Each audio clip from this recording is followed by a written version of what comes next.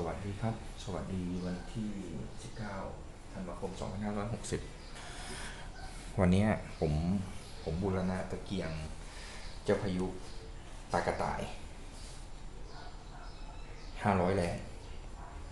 จุดติดสมบูรณ์เรียบร้อยครับระบบเดินนิ่งสมบูรณ์ก็เลยอยากจะทำคลิปไว้ให้พี่ๆน้องๆดูเพื่อนๆที่เริ่มเล่นตะเกียงเจ้าพายุนะครับอันนี้เป็นตะเกียงเจ้าพายุตากระต่ายสภาพสมบูรณ์นะครับโป๊ะเดิมเลยอันนี้ก็เพื่อนสมาชิกห้องซ่อมตะเกียงเจ้าพายุธัญบุรีคลอง9เอามาซ่อมครับเขาเอามาซ่อม3ตัวแต่ว่าไอด้าไม่ไหวครับอะไรเปลี่ยนเกือบทั้งตัวโดนยำมาโซล่า300ก็โดนยำมาก็เลยไม่ซ่อมเพราะมันต้องซื้ออะไรเพิ่มเยอะก็ทำได้ตัวเดียวคือกระต่ายตัวนี้สมบูรณ์แทบไม่ได้ทำอะไรครับล้างระบบจุดติดสมบูรณ์เสียอย่างเดียวไอหัวของมันเนี่ยหัวนอกเนี่ยไม่ใช่ของมันครับหัวเนี่ยเป็นของผีเสื้อเสียดายมากถ้าไม่งั้นตะเกียงตัวนี้จะสมบูรณ์มากเลยนี่เป็นหัวในนะครับเอาหัวในออกก่อน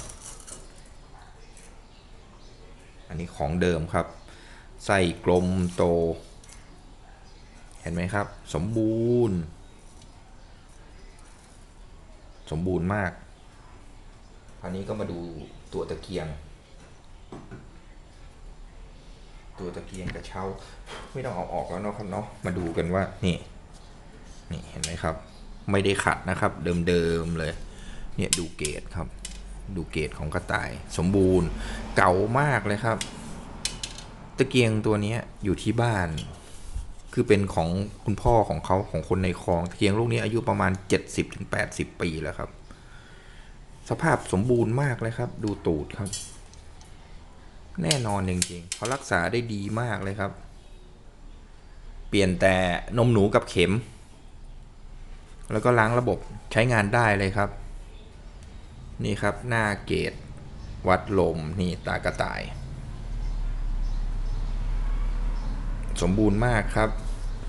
พอได้ทำก็เลยทำคลิปมาแบ่งพี่ๆน้องๆดูนี่กระเช้าเดิมของตัวมันเลยนะครับเนี่ยตูดครับตูดตากระต่ายจะเป็นแบบนี้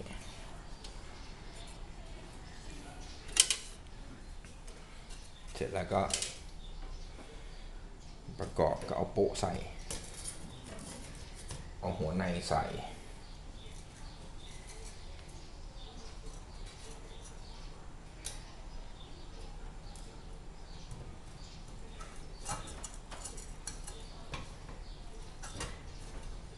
นี่ครับหัวในนี่จะใส่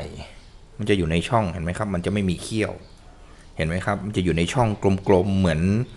อนไอด้ารุ่นเก่าอะครับไม่ได้มีเขี้ยวมาล็อกที่หูกระเช้าเนี่ยครับ